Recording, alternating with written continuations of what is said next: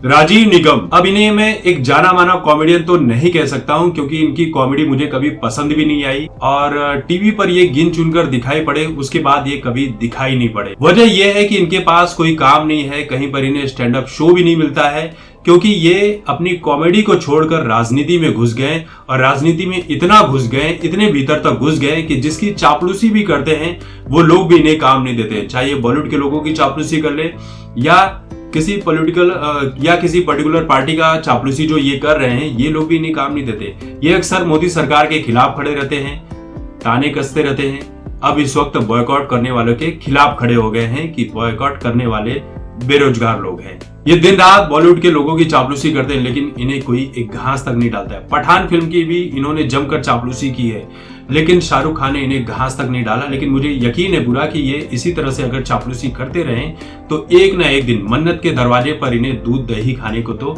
मिल ही जाएगा। राजीव निगम का ये कहना है कि Pathaan film super duper hit होने के बाद ये जितने बॉयकॉट करने वाले लोग थे ये रो गाकर शांत हो चुके हैं। अब रोजी रोटी और नफरत फैलाने के किसी अलग विषय पर ये लोग चर्चा करेंगे और उस नफरत को आगे फैलाएगी ये बॉयकॉट गैंग। ये भारत देश है, कितने ही नफरती आए और चले गए।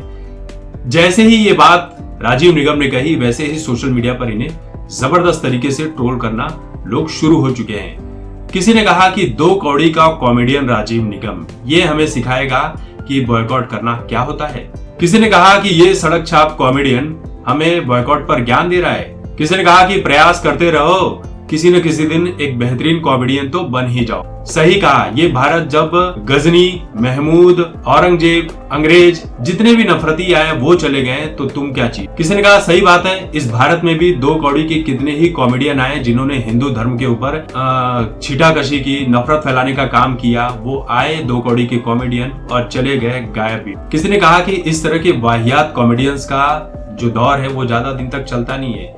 यही वजह है कि इन्हें इस तरह की घटिया राजनीति करनी पड़ती है। किसी ने कहा अरे ओ चिरकुट, तेरे खुद के खाने के लाले पड़े हुए हैं और तू बॉयकॉट करने वालों को ज्ञान दे रहा है। किसी ने कहा कि आजकल रोजी रोटी चलाने के लिए, दाल चावल का जुगाड़ करने के लिए इस तरह की छोटी छोटी हरकतें करनी पड़ती है, वरना राजीव निगम जैसे लोग सड़क पर आ जाएंगे, इनको कहीं पर ठिकाना नहीं मिलेगा।